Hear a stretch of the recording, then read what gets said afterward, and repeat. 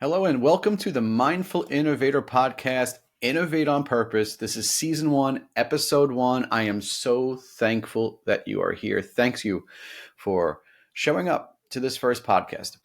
Now, just to give you a little bit of background of who I am and what this podcast is about, I think it's really important just to kind of go a step back a little bit before just jumping in. So, my name is Matt Muller. I am an innovation consultant that has been innovating for over 15 years now. And it wasn't always that way. Prior to being within innovation, I was a retail associate. At 18 years old, I started working in delis in New York City at Wallbaum's. And then I moved up into deli management, even though I was going to college at the same time. It was like, you know what, I can make more money as a deli manager than I can as a kid that just gets out of college with a tech degree working in, cold call sales. So I just kept on going for management and stayed within the retail industry. And I did that for about a dozen years, becoming a manager at Wallbaum's and then moving down to Florida and then becoming a deli manager at Publix, which is, a great chain out in the US. And at one point I was like, you know what, I'm burnt out, just like everybody else is right now, with doing the same thing every single day. I felt like just I wasn't successful at the work I was doing. And it's like, I just need to get out of this situation. I don't care where I go. I just need to get out of here. But it was hard because everywhere I looked to go was like taking a step backwards. So I wound up finding a manufacturer that created products for those stores. So I knew more about those products and said, you know what, maybe I can get a corporate gig with one of these companies. And I was fortunate enough to be able to do that. And I was excited. I got out of stores. I worked Monday through Friday. It was a nice, cushy corporate gig. I did category management. So just, looking at sales and building strategy for different categories of products. And I just sat there and I plugged through Excel spreadsheets and gave advice on where I thought the category was going. It was awesome.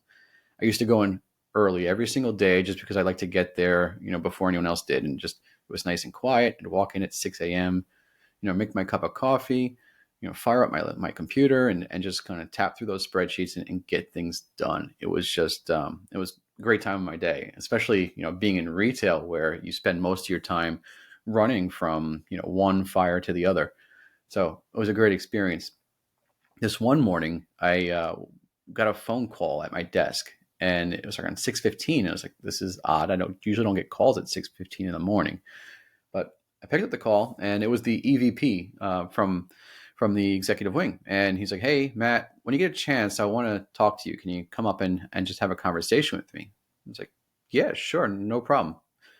Hung up the phone and debated whether I should pack my personal belongings for a second or take my coffee. I was like, I'll take my coffee because I love coffee. So I went over to the elevators and I went up to the executive suite, and I swear it was the longest ride in the elevator I've ever taken. My palms were sweating. I was thinking about all the things that he was going to tell me while I was up there, and my mind was wandering. So I sat down in the office and he told me something that I did not expect to come out of his mouth. Did not expect at all. Matt, we're starting an innovation team. We want to evolve the way that our industry looks. I want you to help us start that team. And I was like, me? Like, why do you want me to start this team? I mean, I have a retail background. I don't know anything about innovation. I don't have an MBA. I just don't understand why you would want me to do this. No, I didn't say any of that. No. I thought that in my head. What I told him right as he said that was like, yeah, sure, let's do it. This sounds exciting. I mean, who wouldn't want to help run an innovation team? That sounded so cool to me. I mean, think about all the different things that you could do. I mean, if you had a license to innovate, what are some of the things that you would innovate with your company today? Just if you had that opportunity. So I started thinking about all the different things I could do, right? It was like lasers, AI, VR, all these different cool things. I mean, AI has to be in this. I mean, everything has AI now. And then I started to look at all the different philosophies of innovation, design thinking, stage gate, Six Sigma. And I read all the different books, Blue Ocean Strategy and Innovator's Dilemma and so on. And I just took all this content in. I was taking in all this knowledge of innovation so I can just be ready to go. And it was just amazing taking all this stuff in. I started to subscribe to the mantras of innovation, of innovate or die, fail fast, disrupt or be disrupted. I did all of that. And for the first couple of years, like, we kept on just innovating these different concepts over and over and over again, but we really weren't disrupting the industry. We weren't evolving the industry like the EVP asked us to do. I went to this one expo and we saw this sign that was inside the expo. Is an expo for like merchandising, so that's why we saw a sign. But all these merchandising displays right there in front of us, and we kept on going from booth to booth. And this one sign kept on getting my attention. It was just like something was luring me towards it. I just didn't know what it was. But when I looked a little bit closer, I was like, oh, well, this is really neat. Like, as you're walking, you actually see the screen kind of moving with you, like almost like one of those old baseball card holograms. It was just like that. But it was translucent because there was like a video monitor behind that, which added another level of just graphics and motion that really just demanded your attention. I was like, oh my gosh, this is amazing. I need this sign. I need to put this in my stores because I need to solve a problem of consumers not looking at my signs. And we took this sign back with the vendor and we started coming up with concepts that would make sense for our industry. And it was really awesome. I mean, it was like 6 months of work and just lots of different ideas and lots of resources that went into this. And we're like, all right, this sign is going to be awesome. So we put it in stores, we tested it out, and you should have saw this thing. It was absolutely amazing. It was like a barbecue that was on the screen. It had burgers and hot dogs on there, and a person standing in an apron holding a spatula and a beer. And as you moved, the screen moved with you. It was almost like you were in the backyard with this person. And then you would see like the smoke rising from the grill, and every once in a while, a little flare up of a flame. I mean, it really demanded your attention. It was so cool. We put this into stores right in the middle of Manhattan in New York City, and we tested out these signs in stores. And after about a week of testing, we learned something very powerful. Nobody cared about our signs. We did not change any measures for success within this test. No new customers were looking at signs. We didn't have any more additional sales, not any more impressions. None of that was happening. And I couldn't understand, like, people still weren't looking at our signs, even though we put this amazing sign right in front of them. Why wouldn't they look at it? It was so frustrating. I mean, and this wasn't like the only loss that I had like in the back of my mind as I was being frustrated. I was like frustrated with a lot of different things that we had going on. And this was kind of like that straw that broke the camel's back. So I left the store that day. I wasn't living in Manhattan at the time, so I was going back to my hotel, and I was walking down the block, right on the sidewalk, and just emailing like crazy. Like, you'll never guess what happened today. This is unbelievable. We had another test that failed. We need to do something about this. It's just going on and on and on. And as I was texting and looking down, I saw this orange blur in the distance, just kind of growing closer and closer, till eventually I had to look up and stop, looking at my phone. Put my phone in my pocket, and there was this monk dressed in an orange robe standing there right in front of me in the middle of Manhattan. I mean, it was so weird, so interesting to see him right there in front of me. He had the warmest eyes you ever see and a smile that was infectious. It was absolutely just like, what is this monk doing here in Manhattan in this concrete jungle? And there's like 15 people walking by shoulder to shoulder with me, and he gets into my path and stops me. And then he puts his palm out right in front. And on his palm, he has a wooden mala bracelet, and he offered it to me. He gave me this wooden mala bracelet, and I was like, thanks. Like, this is really cool. There's definitely something that's, meaningful happening here, but I couldn't figure it out. I was like, I have no clue. So what felt like probably 10 minutes was about 5 seconds. He hands me this bracelet. He goes on his way, and I start walking back to the hotel like, what is this bracelet about? Why did he hand it to me? Why did he stop me? And when I got to the hotel, I started to do some research on this bracelet. What I learned that this bracelet had a symbol on it. The symbol was a Sanskrit word, Ripka. Ripka, translated to English, means unconfused knowledge. And that's when it hit me. I was confusing knowledge of innovation for the last couple of years. Every single test I did was about innovate or dying, fail fast, disrupt or be disrupted. It was about making sure that we found ways to add in technology like AI and anything else that was new that was coming out. We had to try and just use tech and go, full blast to disrupt or be disrupted. And what I learned was that that's not what innovation is really about. And it made me think about what was innovation like before a book or a process? What was innovation like in 4000 BC? I went back and looked at the stories of like the wheel and fire and weapons that were created back in the day, back in 4000 BC. And the potter's wheel was one of the best stories that I heard. The potter's wheel was developed in ancient Greece back in 4000 BC.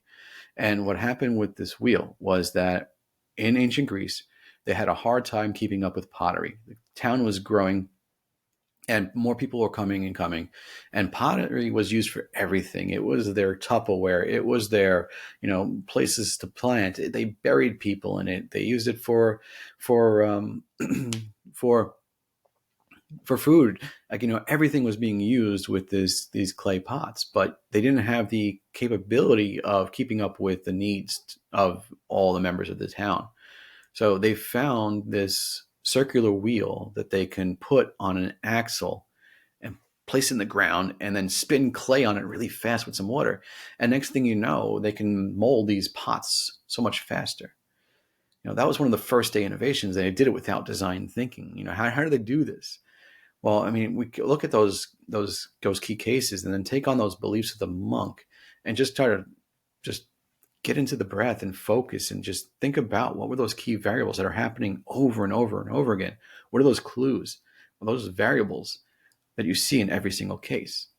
So another case that I read about and researched was the wheelbarrow. And again, in ancient Greece, about 400 BC, a wheelbarrow was invented by a foreman. And this foreman had this big issue. The issue was getting materials from one side of the site to the other. Product was really heavy. Materials were really heavy to move. And it took a long time, and it was backbreaking work. And he's like, I need to find a way to solve this problem. And he said, you know what? I could take the potter's wheel and flip it on its side, add an axle system to it, put a basket on top, and then push material from one side of the site to the other. And it worked amazing. It saved him so much time on his sites. And he was like, you know what? This is the way that we needed to move forward from now on. In fact, you know what? I'm going to get out of the temple making business, and I'm going to go and I'm going to start a wheelbarrow making business.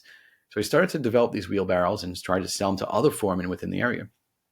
And what happened time and time again was that the foremans were like, no way, I'm not investing in that thing. It's cost way too much money.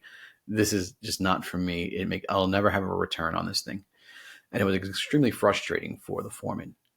But he found one foreman that would take the wheelbarrow, and they tested it out and said, okay, how much time can I save? How much will it take until I get an ROI on this? And the foreman that tested this out learned that in 4 days, he was able to pay for the full value of that wheelbarrow and the cost of his labor, which made this a great return on investment. And he could buy multiple wheelbarrows and get things done really fast. So it was totally made sense. That foreman that tested it told the other foreman. And next thing you know, all the other foremen jumped on the bandwagon or the wheelbarrow and started to use those wheelbarrows. And look, we're using the wheelbarrow to this day. So it was a great innovation. So these types of innovations that happened back long before are all had these 3 key variables. And the first variable is the problem, right? We have to have a real problem to solve. And the problem in the case of this wheelbarrow was that they had heavy materials that needed to move from one side of the site to the other. That was a huge problem. The creative change that improves this is which is point 2, change that improves, is the fact that you have a potter's wheel that you're flipping on its side and getting product from one side of the site to the other. So that's the change that improves. The third key variable is then acceptance, getting others to accept. And this is where we often fail within innovation. We are unable to get others to accept that our idea does fix that problem. Time and time again, that's the issue that's at hand. We may be trying to sell a concept in through the organization, and somebody else has a different idea. And guess what? We all like our ideas better than others. So we tend to say, you know what, that's no good, and we start poking holes in things rather than accepting it. So how do you get others to accept it? In the case of the wheelbarrow, they got them to accept it through the case study, right? By showing them that ROI. So how do you build that acceptance? These are the three key variables that I started using in all of my projects within innovation. And that's when we started to see some real success.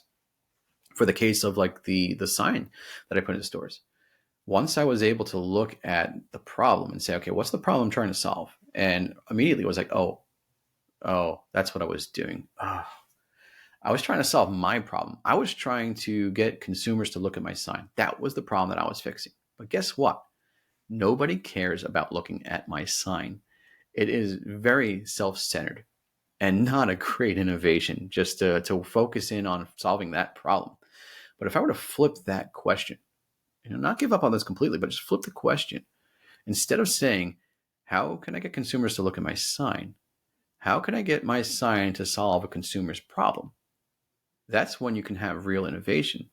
We had like 15 ideas just like that. Well, once we started to flip that question around. So the real problem is, how do I solve problems to get my with my sign? How can I use my sign to solve those for the consumer? So we started to think about different concepts there. And this one concept was that consumers always come to the store. And the issue that they have in the store is there's apprehension and confusion about how they want their products delivered to them. And it was very visual, right? So it's like, I don't know if I want my product to be, this thick or this thin type of variation. And what we wound up doing was we put a sign that had different visual representations of this thick and this thin, so consumers can see what it was they were getting. And the employees could also use that sign to align with the consumer on exactly what that should be. Now, with this new sign, not only were consumers looking at my sign, they were actually using my sign to get a job done, which was so powerful, right? Innovation should be getting jobs done. And now I have a sign that's doing that. So extremely powerful stuff when you start using these three key variables. We were able to create great change within the industry just because of those three variables. But I think you need more than just that. Like I said, this all started with a monk, right? A monk in the middle of Manhattan. And there's a reason why, right? It's just not because it needed to kick me into gear and say, okay, get moving and actually innovate, right? That wasn't the case. It taught me that innovation wasn't about that fail fast, disrupt or be disrupted, or innovate or die. It's not about that. It's about being aware in the moment, right? So if we start to think about innovation, where in the moment, being present for every conversation, for every observation that we're making, for every moment that we're living, that's when we can have great innovation. So to add to those three key variables, it's very important that we sandwich them. And we sandwich them with the beliefs of the monk. The first one is that we need to breathe. No, super simple. We all do it, right? I mean, if you're not, then you're not listening to this. But you need to breathe, right? Just breathing in through the nose and out through the mouth, and just being in the moment is where it all starts. We need to slow down. Because a lot of times what's happening is that we're trying to race this race that doesn't exist. A lot of times when I was innovating in the beginning, it was thinking about, well, what's my competitor going to do? Or how are other people going to apply AI? And how am I going to adapt to that? And you start to let your wandering mind take over. And you're making decisions before somebody else, another company, makes a decision, because, well, you have to do it. Otherwise, they're going to disrupt you. And that's not really the case. We're all running our own race. Yes, there's competition out in the market. Yes, I'm not going to deny that. But if we focus more on what we're doing than what the competitor is doing, we have a lot better of a chance of success, right? A lot of times we're just focusing on what the competitor is doing, and then we're making reactionary decisions, and we're pivoting every single day, right? How often are we seeing that come up in innovation today? The pivot is so popular, right? We all of a sudden have to apply different ideas, and we pivot next week. And the next week after that, we're pivoting again. And then again. Guess what happens if you pivot so much? You start to just spin in circles, and that gets you nowhere. So if we just stay focused in on the moment and be very aware of the decisions that we're making, we have much better chance of innovating with purpose. It all comes down to being in that moment. So step one is to breathe and be in that moment. I do that every day when I start my day to set my intention. I do it before I make a big decision, and before I start switching on different projects. I'll just take 2 minutes just to breathe and be in the moment and be centered on this project. Once you have that, then you go into your 3 key variables, right? Our first one is, so after you breathe, is find the real problem. Change that improves that problem, find that, and get others to accept it. And think mindfully about all 3 of those variables. Like when we think about acceptance, who are the people that are going to be the detractors? Who are the people that I'm going to need to help me push this and launch this concept out? We have to think about all those players that need to accept, including our consumer. And we need to get them on board early rather than later. So how do you get those people involved to get their acceptance? And last, so there's 2 beliefs of a monk, right? The first one was to breathe. On the back end of this, after you do the 3 variables and you breathe, then goes down to visualization. Visualization is a very powerful tool that allows us to see into the future. Well, not really, but it allows you to see your future, right? It allows you to see where you want it to go. And if you don't see where you're going, well, then it's going to be hard to get there, right? If you weren't looking straight at the road when you're driving, it's going to be hard to get to that point that you want to get to. If you're looking out to the side, the car kind of veers off to the side. So you don't want to do that. So visualization is a very powerful tool that I use in every single day, every single concept I work on. Every conversation I have, I visualize it out to say, okay, what do I really want to get from this conversation? How do I stay on purpose? And visualize that out. So you can close your eyes, breathe again, and then just visualize that scene. But more important than even visualizing the scene and kind of playing that out in your mind is to feel it. The emotions are very powerful. And when you start to feel, that's when things become real. So visualize, feel the success of that visualization, and then amplify it. Double it, triple it, 10 times that feeling. Make that feeling so powerful that there's no way this can't happen. And when we put all those variables together, those 5 keys, that is when we can innovate with purpose. Just remember, innovation all starts with just being aware of every single conversation, every single moment, every single observation that you make. That is how you will create great change and amazing innovation. So that is what I have for you today here on episode 1. I wanted to just give you my framework. Now, moving forward, I'm going to have guests, so it's not going to be just me talking at you for 30 minutes every single episode. I'm not going to do that, I promise. We're going to have great guests on here. And the whole purpose really is to help provide you with clarity so you can innovate with purpose, grow your business with purpose. This is for all business leaders that are looking to find a way to innovate smarter, more effectively, to grow bottom line sales, to increase customer satisfaction, to reduce turnover. That is what we're going to focus in on. We're going to give you mindfulness tips that you can use practically on a daily. You can start using them tomorrow. So tomorrow, I hope that you start, or today, I hope you start breathing a little bit more purposefully. That is the goal. And think about the things that you're working on with this framework. But we're going to give you mindfulness tips. We're going to show you innovative concepts that are really unique, that are creating great change to this world. And we're going to help build you into a purposeful leader.